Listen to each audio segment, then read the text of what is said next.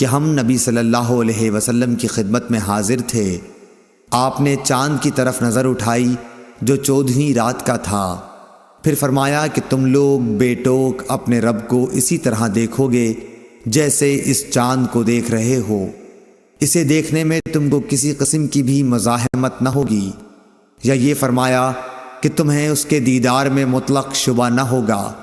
اس لیے اگر تم سے سورج کے طلوع اور غروب سے پہلے فجر اور عصر کی نمازوں کے پڑھنے میں کوتاہی نہ ہو سکے تو ایسا ضرور کرو، کیونکہ انہی کے طفیل دیدار الہی نصیب ہوگا، یا انہی وقتوں میں یہ رویت ملے گی۔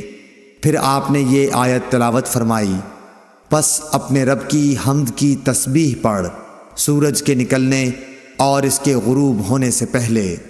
امام ابو عبداللہ بخاری رحمۃ اللہ علیہ نے کہا کہ ابن شہاب نے اسماعیل کے واسطے سے جو قیس سے بواسطہ جریر راوی ہیں یہ زیادتی نقل کی کہ حضرت صلی اللہ علیہ وسلم نے فرمایا تم اپنے رب کو صاف دیکھو گے۔